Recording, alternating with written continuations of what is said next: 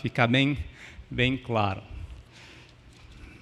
Bem, nós estamos no período de Copa do Mundo e você provavelmente já deve ter ouvido aquela famosa frase: no Brasil somos 200 milhões de técnicos.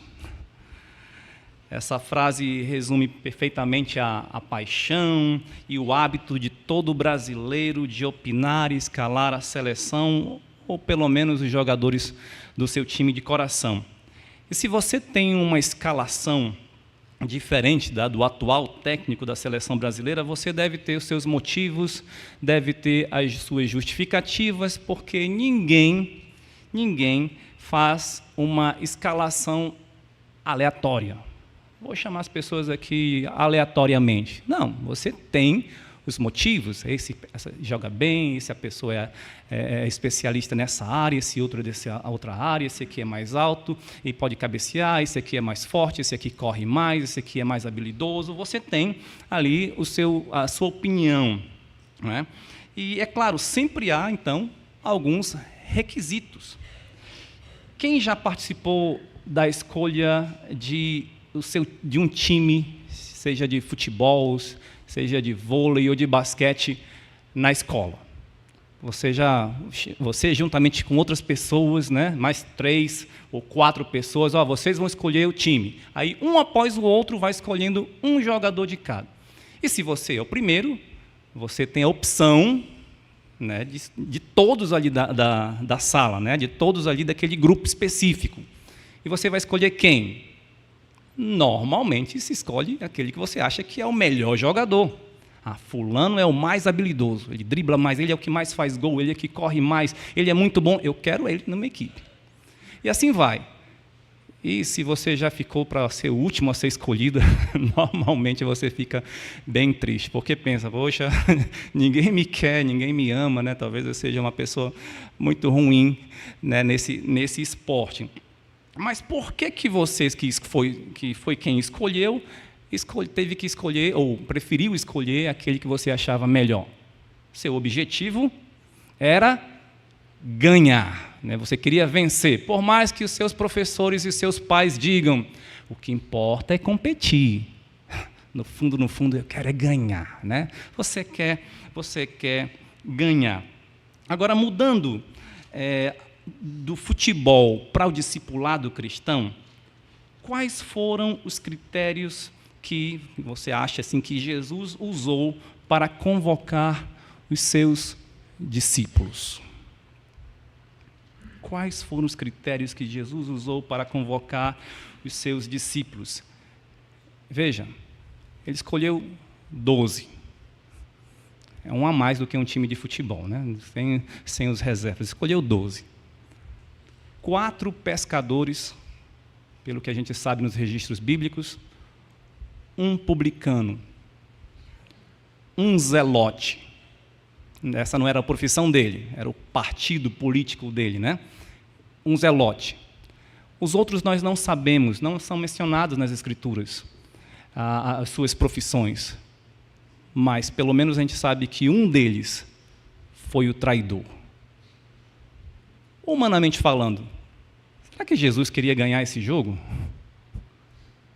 Por que ele não escolheu os fariseus, um saduceu, um sacerdote, um escriba, um doutor da lei, versado na lei, talvez um sábio renomado da nação, não necessariamente ali dentro do sinédrio, mas outro? Mas não, ele escolheu pessoas simples. Será que o Senhor Jesus Cristo deseja boas qualidades ou características de seus discípulos? Vamos estudar ou meditar na seguinte ideia, isso como continuação do último sermão que tive a oportunidade de trazer. Como discípulos de Cristo, devemos nos dispor integralmente ao Mestre, ou seja, consagrar, né? Consagração integral ao Mestre. Então, que atitudes Jesus requer dos seus discípulos? Vimos na última oportunidade, segundo o Evangelho de Mateus, uma das exigências é que Jesus requer de seus discípulos, e hoje, se tivermos o tempo adequado, nós veremos as outras duas, baseado no nosso texto, Mateus 16, versos 24 a 26. Vamos ler. Antes de ler, eu vou só fazer uma coisinha.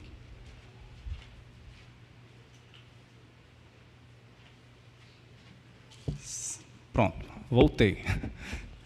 Mateus 16, 24 a 26. Então disse Jesus a seus discípulos: se alguém quer vir após mim, a si mesmo se negue, tome a sua cruz e siga-me. Porquanto quem quiser salvar a sua vida, perdê-la-á, e quem perder a vida por minha causa, achá-la-á. Pois que aproveitará o homem se ganhar o mundo inteiro e perder a sua alma? Ou o que dará o homem em troca da sua alma? É bom lembrar um contexto aqui, ou pelo menos o propósito do Evangelho de Mateus. O propósito do Evangelho de Mateus é apresentar Jesus como o Messias prometido a Israel. Veja que normalmente ele fala Jesus como o rei, esse Messias aguardado. E Mateus usa muito textos do Antigo Testamento. E ele queria esclarecer o programa divino para o reino nesta presente era, à luz da rejeição do rei Messias pelos judeus. O povo de Israel, os judeus, estavam esperando o Messias, porém eles o rejeitaram. E aí, como os discípulos deveriam lidar com essa situação? Os discípulos de Jesus então precisavam estar preparados para as exigências de seu discipulado nesse contexto da rejeição do seu mestre, porém sabendo que tudo aquilo fazia parte do plano divino. Já vimos então que a primeira exigência que Jesus requer de cada um de seus discípulos é negar-se a si mesmo. Como diz o versículo 24, a primeira parte, então disse Jesus a seus discípulos: se alguém quer vir após mim, a si mesmo se negue. Note que Jesus trabalha com a motivação correta, não com a obrigação e nem com uma universalização indiscriminada. Motivação correta porque ele diz: se alguém quer vir após mim. Ele não simplesmente diz: todos devem vir após mim, uma obrigação. E ele também não diz: olha, todos vocês virão de qualquer jeito, né? Ou seja, não é uma universalização. Se alguém quer vir após mim. Agora, mesmo que muitos sejam chamados, só quem se torna discípulo de Cristo é quem quer ir após Ele. Agora, deixa eu explicar. Quem passou a crer nele e quer estar com Ele. Isso é quem quer vir após mim. É o que Jesus está dizendo aqui. Teologicamente, você pode nomear isso de chamado eficaz ou graça irresistível, ou simplesmente conversão. Quem quer ir após Cristo é aquele que irresistivelmente recebe o chamado e aceita. É aquele que é convertido, ou seja, estava indo por um caminho e, ao ser chamado por Cristo, agora anda por um outro caminho, totalmente oposto. Então, é alguém que se converte verdadeiramente começa a negar-se a si mesmo. Como? Deixando de pensar nas coisas do homem, nas coisas deste mundo. Nós lemos na última oportunidade o texto anterior, do versículo 21 a 23. Desde esse tempo, começou Jesus Cristo a mostrar a seus discípulos que lhe era necessário seguir para Jerusalém, sofrer muitas coisas dos anciãos, dos principais sacerdotes, dos escribas, ser morto e ressuscitado no terceiro dia. E Pedro, chamando-o à parte, começou a reprová-lo, dizendo: tem compaixão de ti, Senhor, isso de modo algum te acontecerá. Mas Jesus, voltando-se, disse a Pedro: arreda, Satanás, tu és para mim pedra de tropeço, porque não cogitas das coisas de Deus, e sim das dos homens. Vimos que cogitar é pensar intensamente, refletir, ponderar, meditar em algo.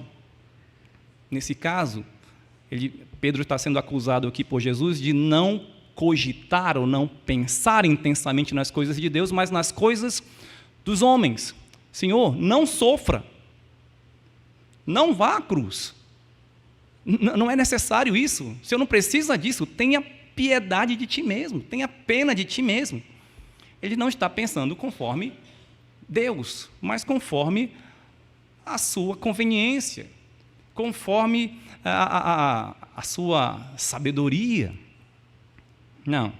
Negar-se a si mesmo é crucificar a própria carne, com as suas paixões e com seus desejos, conforme Gálatas 5:24. É mortificar a natureza terrena, conforme Colossenses 3:5. Negar-se a si mesmo é santificar-se, é entregar os seus desejos e pensamentos cativos à obediência de Cristo, conforme 2 Coríntios 10:5.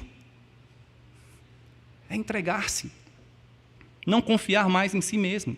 Como salvos em Cristo Jesus, enquanto estivermos neste mundo, ainda teremos duas naturezas, uma velha, a natureza pecaminosa, e uma nova, que é a natureza espiritual. Por isso precisamos negar-nos a nós mesmos, porque a nossa velha natureza tende sempre ao pecado e para as coisas dos homens, que nos conduzirá, se seguirmos, à ruína. Então devemos fazer um trabalho de substituição, deixando de cogitar das coisas dos homens e cogitando das coisas de Deus. Então, pensando nas coisas de Deus. Vimos que negar-se a si mesmo é resultado de ter uma teologia correta, ou seja, pensar nas coisas de Deus, conhecer a Deus, fazer a vontade dele. Pedro tentou repreender Jesus porque não cogitava das coisas de Deus. E muitas vezes as coisas de Deus podem nos parecer antinaturais. Como, por exemplo, onde Jesus fala no versículo 25, portanto, quem quiser salvar a sua vida, perdê-la-á. E quem perder a vida por minha causa, achá-la-á.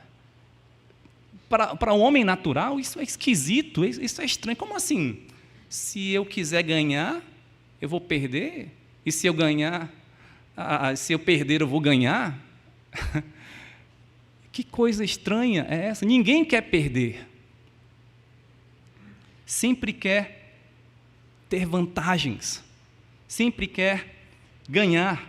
Cogitar das coisas de Deus, no entanto, é ter fé nele e não em si mesmo. É confiar nele mesmo diante de uma aparente perda.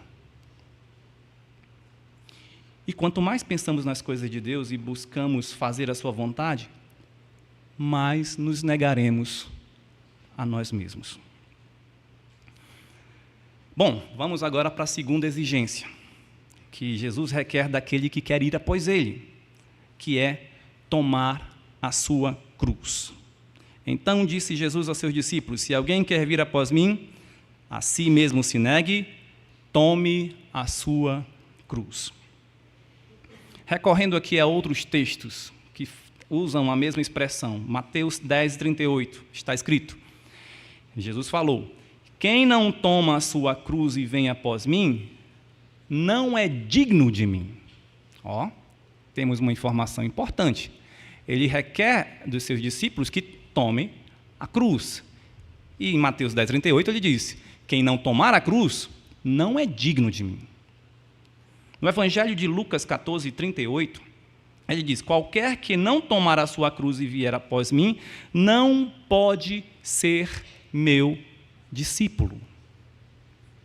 Qualquer que não tomar a sua cruz e vier após mim, não pode ser meu discípulo. Bem, vivemos num país cuja maior parte da população se declara cristã.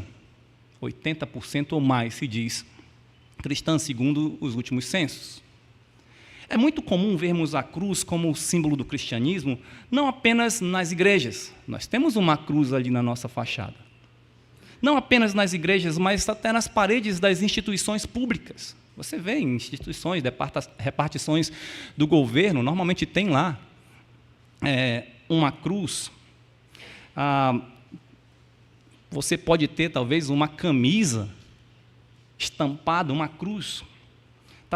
Você pode ter, talvez, um cordão cujo pingente é uma cruz. Talvez as irmãs, moças, as mulheres, podem usar brincos que têm uma cruz. Tem gente que faz até tatuagem de uma cruz. A cruz se tornou como que um item da moda.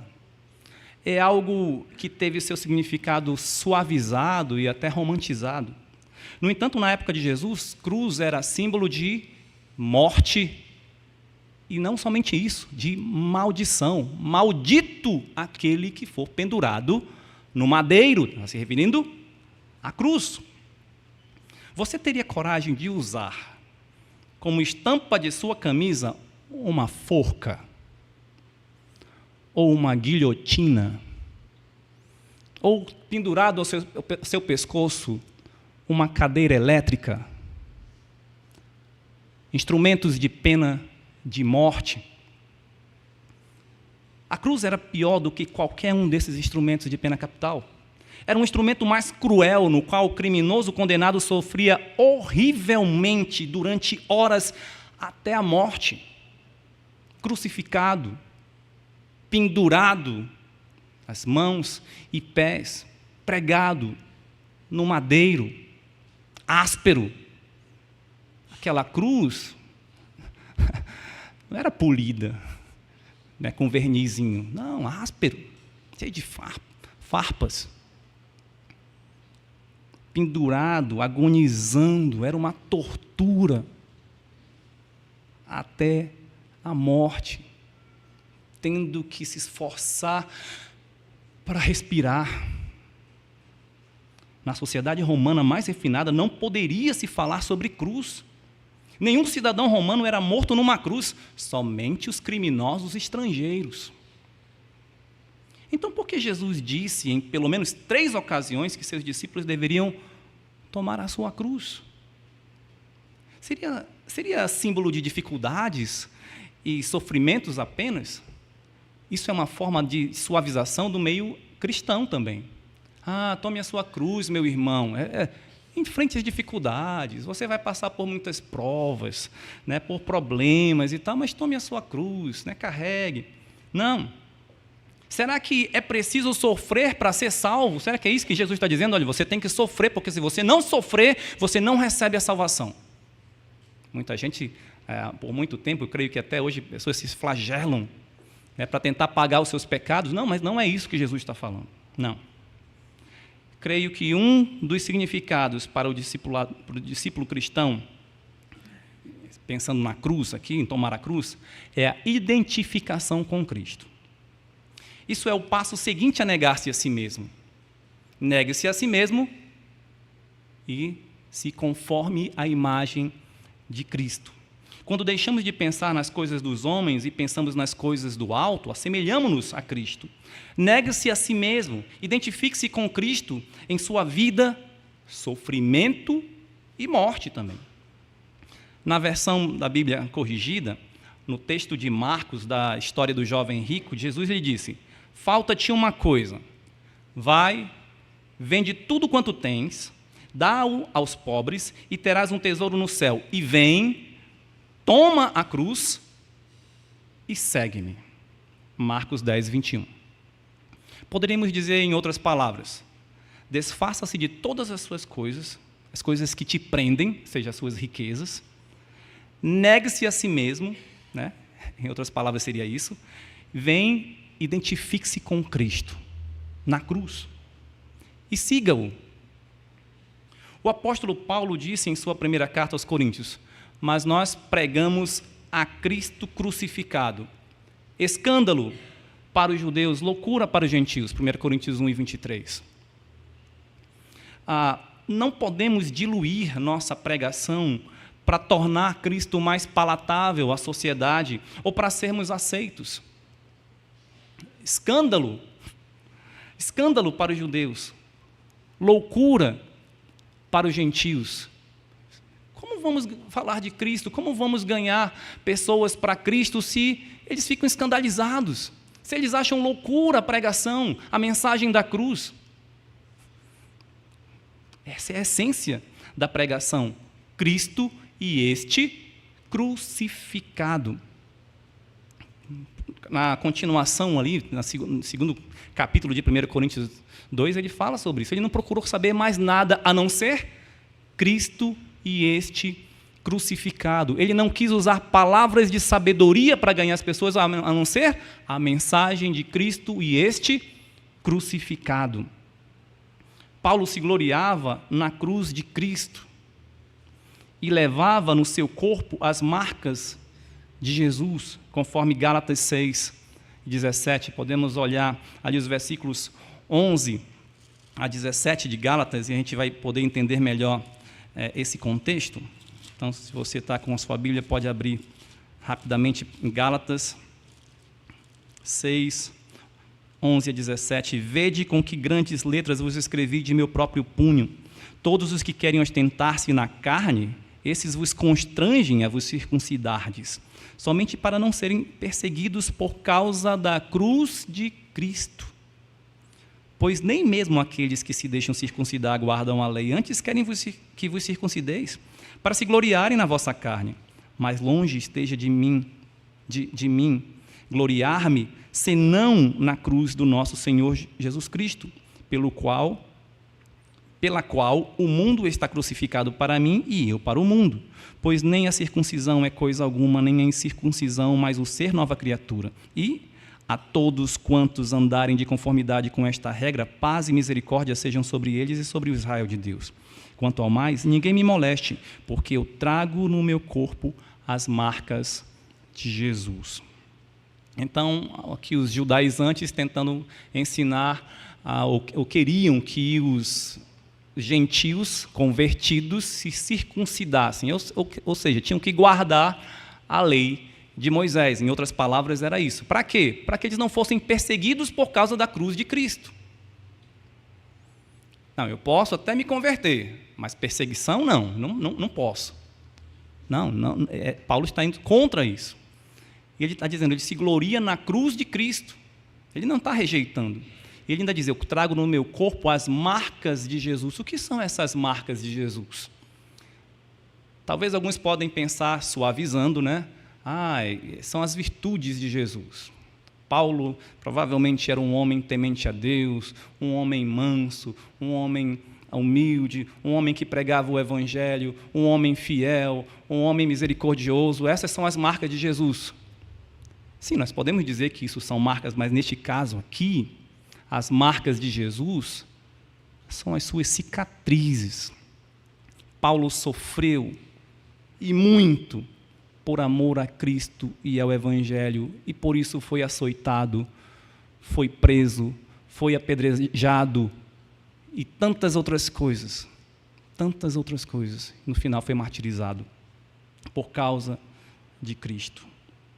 Você já ouviu quando alguém disse, este time é a cara do treinador? Os atletas precisam se enquadrar no esquema do seu técnico. E para isso devem pensar como ele, agir como ele deseja, identificar-se com ele. Eu lembro-me de talvez alguns mais antigos aqui vão lembrar, também não que eu seja muito velho, né?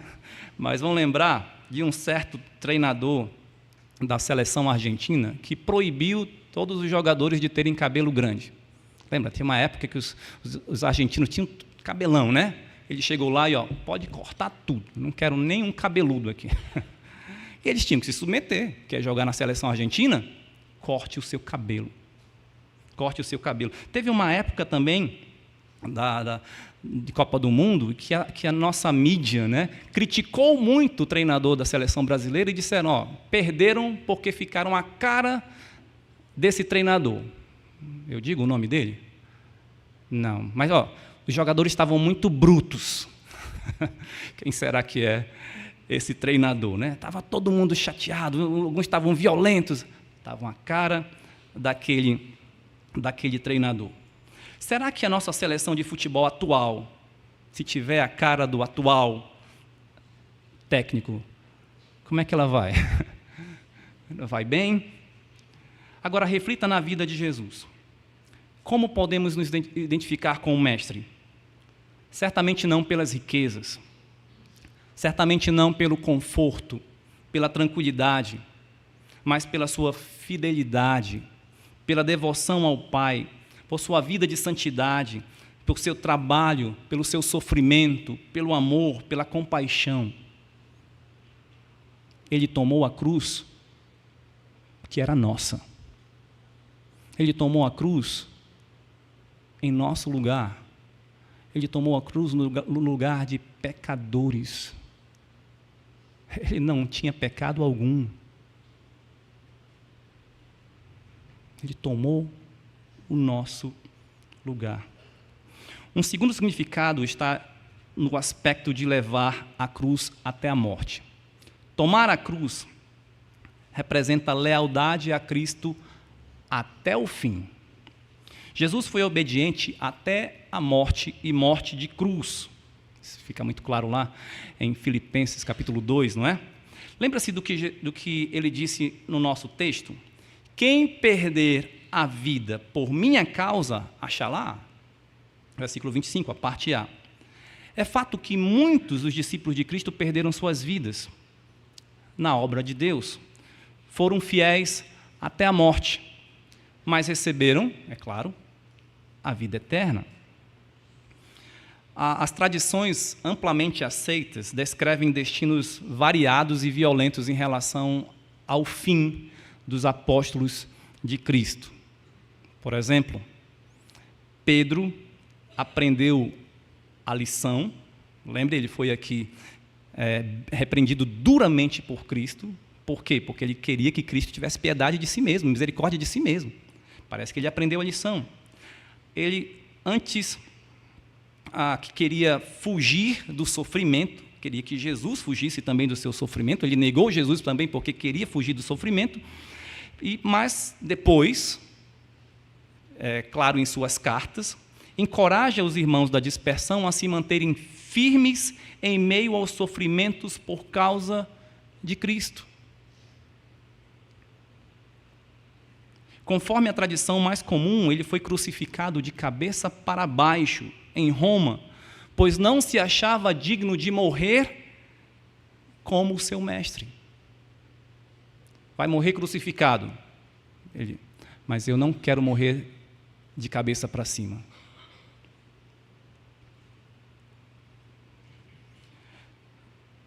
E assim cumpriu a profecia de Jesus em João 21 e 18, que falou sobre como ele poderia morrer, não é? Mateus teria sofrido martírio na Etiópia, morto por ferimento de espada. João enfrentou perseguição em Roma quando foi lançado em óleo fervente, mas foi miraculosamente preservado da morte, posteriormente condenado às minas da ilha de Patmos, e após a sua libertação, João retornou à Turquia moderna, e onde faleceu na velhice. Foi o único apóstolo a morrer pacificamente, embora tenha sido jogado em óleo quente. Bartolomeu, ou Natanael, foi missionário na Ásia, martirizado na Armênia, sendo esfolado até a morte. André foi crucificado em uma cruz em forma de X, na Grécia. Seus algozes o amarraram com cordas para prolongar o seu sofrimento. Tomé foi traspassado por uma lança na Índia, durante sua missão de estabelecer a igreja naquela região. Matias, aquele que foi escolhido para substituir Judas, foi apedrejado e depois decapitado. Paulo foi torturado, foi preso e foi decapitado pelas ordens do imperador Nero em Roma, no ano 67 depois de Cristo. Foi ele quem disse: para mim o viver é Cristo e o morrer é lucro. É claro que muito do que está aqui não é o que está escrito na Bíblia, é a tradição que diz isso. O que está na Bíblia que nós sabemos, como Tiago foi morto à espada, sabemos também até de outros que não eram apóstolos, como morreu Estevão, apedrejado, não foi? E tantos outros, por amor a Cristo, porque tomaram a sua cruz. O aspecto mais significativo não é como morreram, mas que todos estavam dispostos a enfrentar mortes horríveis, recusando-se a renunciar à sua fé. Isso é até uma evidência poderosa de que realmente testemunharam a ressurreição de Jesus, pois quem morreria por algo que sabe que é mentira? É claro que alguns fanáticos religiosos se suicidaram até porque criam que iriam para um lugar melhor, porque aceitaram a palavra do seu líder. Mas no caso dos discípulos, alguns dizem que eles roubaram o corpo de Cristo. Não foi essa a acusação? Não, vieram os discípulos dele e roubaram o corpo de Cristo enquanto os soldados estavam dormindo. Se eles roubaram o corpo de Cristo, por que eles se submeteram a esses martírios terríveis sabendo que Jesus tinha morrido? Não faz sentido. Não. Eles criam que era verdade porque eles viram o Jesus ressurreto. E eles deram suas vidas por isso. Poderíamos olhar, eu não vou fazer isso por causa do tempo, mas se você quiser anotar, 2 Coríntios 4, 7 a 11, onde Paulo fala que nós devemos levar sempre no corpo o morrer de Jesus. 2 Coríntios 6, 4 a 10, falando sobre vários sofrimentos. 2 Coríntios 11, 23 a 33, também vários sofrimentos pelos quais Paulo passou. 2 Coríntios 12 e 10, também que é falado lá sobre a minha graça te basta. Ele diz que ele vai se gloriar, então, em Cristo. Nos sofrimentos por causa de Cristo. A gente poderia ler Hebreus 11, 35 a 38, que vai falar sobre os heróis da fé do Antigo Testamento. Homens que foram mortos à espada, que foram cerrados ao meio, que foram mortos na fogueira. E diz homens dos quais o mundo não era digno.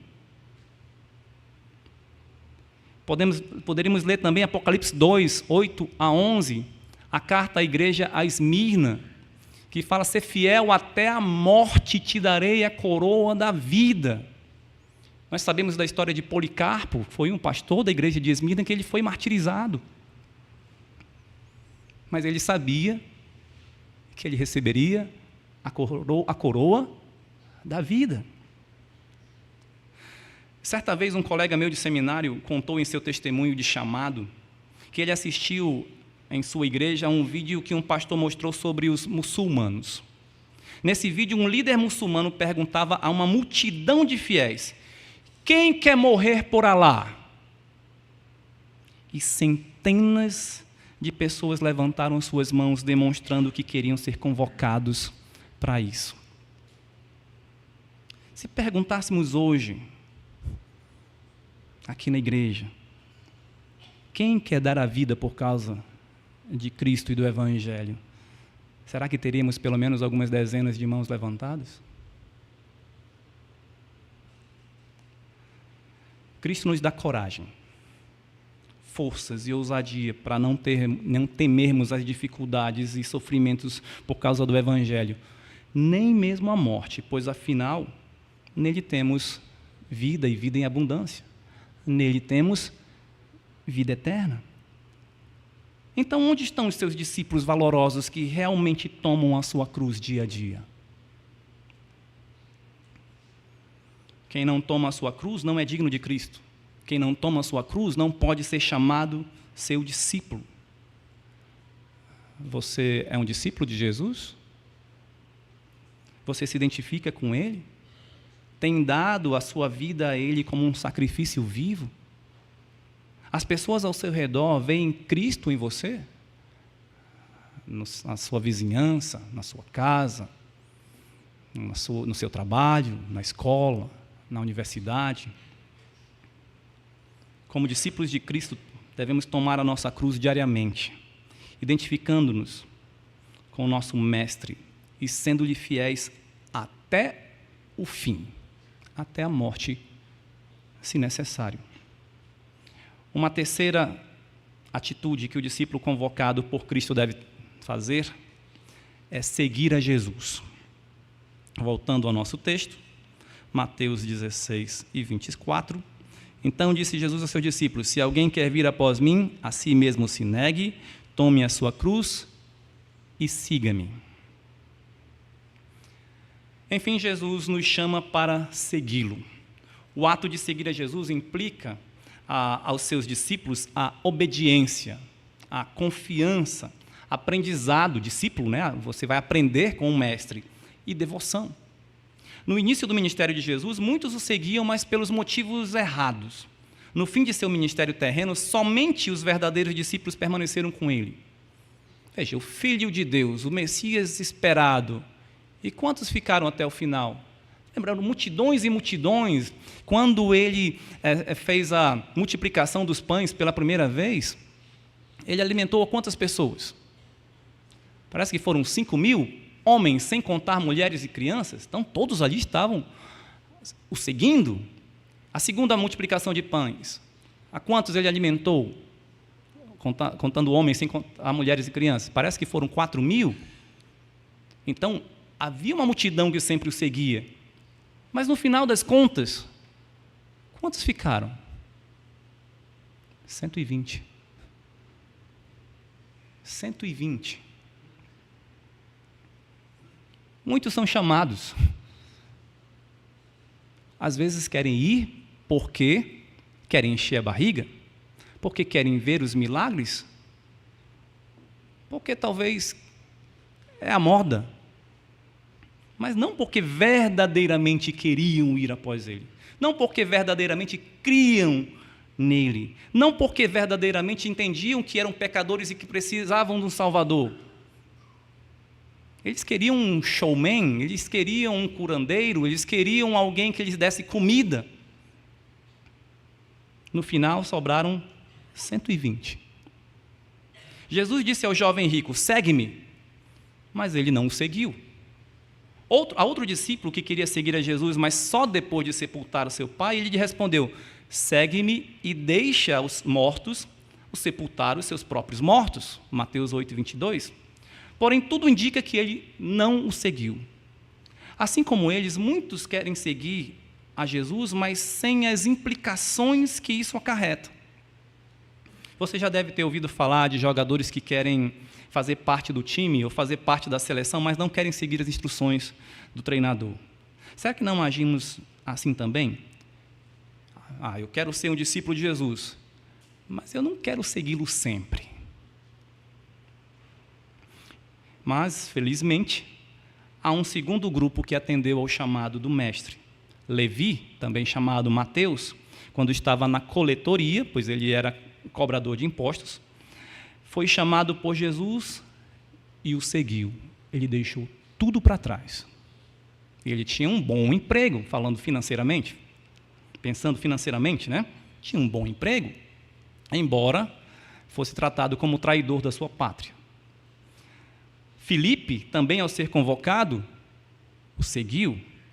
Todos os seus discípulos que se tornaram apóstolos, afinal, André, Pedro, seu irmão, João e Tiago, seu irmão, e todos os demais o seguiram, com exceção, aliás, Judas o seguiu por um tempo, mas esse depois buscou o seu próprio caminho e se matou. Após sua ressurreição, Jesus falou a Pedro algo que significava o gênero de morte com o qual aquele discípulo iria glorificar a Deus. Depois acrescentou-lhe, segue-me, Pedro. Pedro, olhando para João, disse a Jesus, e quanto a este? Respondeu-lhe Jesus, se eu quero que ele permaneça até que eu venha, que te importa? Quanto a ti, segue-me. João 21, 18 a 22. Jesus repreendeu a Pedro, pois sua única responsabilidade era segui-lo. Eu não precisava pensar no outro. A tua responsabilidade, Pedro, é me seguir. E quanto a você? Em que grupo você está? Você está seguindo aquele que chamou você para a sua obra, sem olhar indevidamente para os outros, mas somente para Cristo e o seu evangelho? Ou talvez você ache que essas exigências são pesadas demais? Negar a mim mesmo, tomar a minha cruz, ou seja, ser fiel até a morte, seguir a Jesus, em detrimento dos meus desejos, dos meus planos, dos meus sonhos. considerando aquela ilustração que usei na introdução deste sermão, você pode refletir. Será que você convocaria alguém com as suas características para fazer parte do time de Jesus? Lembra a pergunta que eu fiz no início? Parece que Jesus não queria vencer, né? Pelas características dos discípulos dele. 4 pescadores, um publicano, um zelote, um traidor e outros também, homens comuns. Lembra? Eles eram considerados iletrados, ou seja, pouco estudados. Vamos dizer assim, meio que semi-analfabetos, era considerado pelos líderes religiosos. E o que se tornaram depois? Será que Jesus queria perder a partida? Não é Ele que já nos garantiu a vitória? Será que Jesus nos chama por causa das nossas qualidades? Porque nós somos bons? Porque somos inteligentes? Porque somos sábios? Porque temos posses? Porque temos algum tipo de talento interessante para Ele? Lembre-se, Jesus não nos chama por nossas habilidades. Ele nos chama por sua graça. Sabe o que é graça? Favor imerecido. Nós não merecemos ser chamados e fazermos parte desse grupo de discípulos de Cristo. Mesmo assim, Ele nos chamou. E Ele nos ajuda dia a dia a sermos e fazermos o que Ele quer de nós. Nós não temos condições, nós mesmos, de nos negarmos a nós mesmos. Nós não temos condições, pelas nossas próprias forças, de tomarmos a nossa cruz. Nós não temos e não queremos, muitas vezes, seguir a Jesus pela nossa própria natureza. Mas Jesus, sem nos forçar, graciosamente, amorosamente, nos convoca e nos capacita. Foi Ele que disse: sem mim nada podeis fazer. Permanecei em mim e dareis frutos. Foi Ele quem disse, antes da sua subida ao céu: e eis que estou convosco todos os dias, até a consumação do século. Ele não nos deixa só. Como discípulos de Cristo, nossa responsabilidade é segui-lo continuamente, fielmente. Portanto, as atitudes que Jesus requer dos seus convocados são negar-se a si mesmo, tomar a sua cruz dia a dia, segui-lo continuamente. Você entende tudo o que isso significa? O discipulado cristão não é diversão, é consagração. Consagração. Sabe, aqueles filmes, hoje em dia eu não sei como é que isso funciona, assim, na prática, realmente, mas eu gosto de filmes de ação. E tem aqueles filmes de guerra, em que você vê jovens se alistando, e às vezes até contra a vontade dos seus familiares, mas eles se alistam porque eles querem defender o seu país, eles querem defender uma causa nobre, e eles sabem que podem morrer, mas eles vão. Esse é um tipo de pessoa e de pensamento. Mas tem aquela outra pessoa também, que ela está disposta a arriscar a sua vida, mas por um esporte radical. Recentemente parece que morreu um chamado Homem-Aranha, aí, porque caiu num buraco lá de um vulcão, porque não conseguiu se segurar. E algo que ele fazia várias vezes, sem nenhum tipo de equipamento de segurança.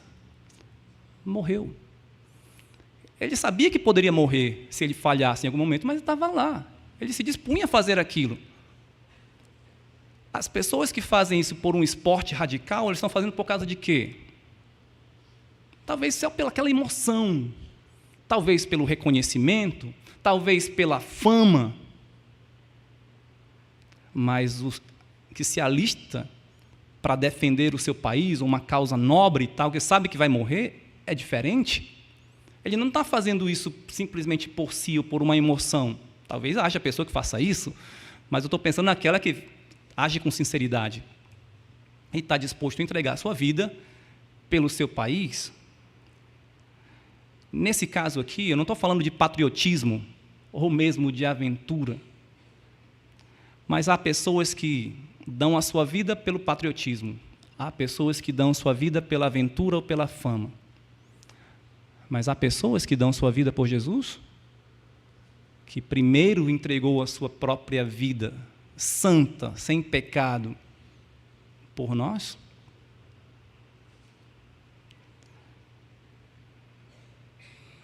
Não é diversão, discipulado. Não é aventura aqui. É consagração. É confiança. É gratidão. É vocação. Apesar de todas as dificuldades que isso possa envolver, o Senhor garante que no final haverá glória. Veja o versículo 27. Porque o Filho do Homem há de vir na glória de seu Pai com os seus anjos, e então retribuirá a cada um conforme as suas obras. Isso aqui não está dizendo de salvação por obras. Essas obras, elas evidenciam a salvação. Seja um discípulo fiel.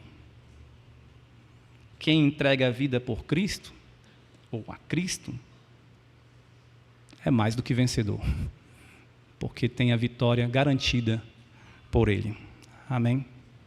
Vamos orar. Senhor, nosso bendito Deus e Pai, muito obrigado por nosso Senhor Jesus Cristo, que veio a este mundo e morreu na cruz por causa dos nossos pecados, para nos livrar da condenação dos nossos pecados.